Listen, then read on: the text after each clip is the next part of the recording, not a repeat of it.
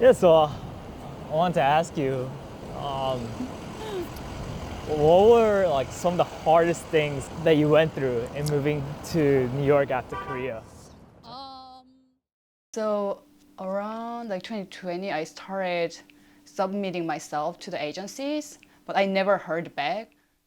I had a hard time financially. Yeah, like the rent was so expensive, like more expensive than I expected. So I shared a room with other girl that I found on a Korean website. So I remember the first few months after I moved here, I spent like less than $200 per month for food. I came here by myself. I didn't have any friends here. Did you model out in Korea? No, never. I mean, I never considered myself as a model. I'm 5'3".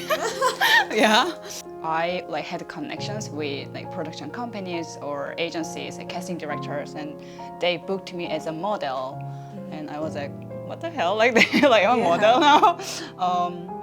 Like the beauty standard, I always saw people with like lighter skin or like more like skinny, tall. And last year I signed the agency. It definitely helped me to grow as a dancer.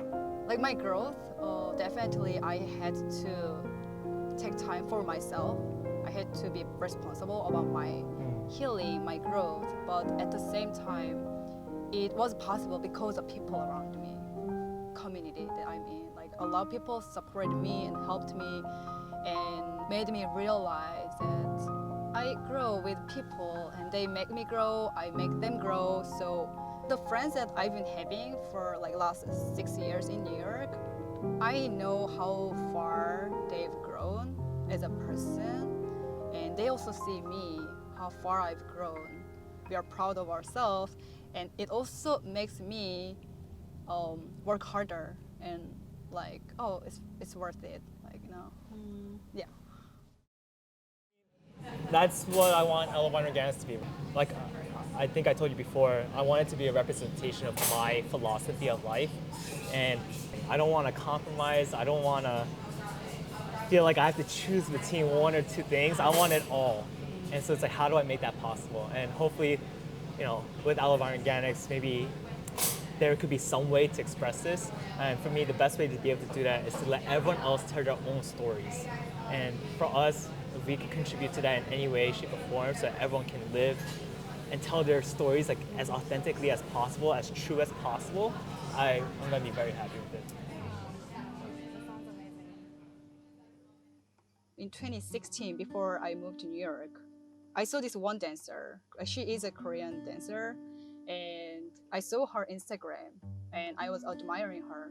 I think it really helped me to decide to move to New York. Just like seeing one person on Instagram, she's doing all these things in New York. Seeing that, it also inspired me, and that made me think, oh, she's doing it, so maybe I can do it.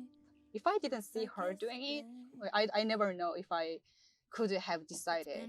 So just seeing one person, seeing two people, that can change other person's life. You know what I mean? So I want to create, or I want to open the path for other people, younger artists, dancers, or whoever. If you are afraid of doing something because of failure or because of uncertainty, I think it's worth trying. Because the more you try, the more you figure out. How to get it done. Yeah. To the mountain high, just you and me.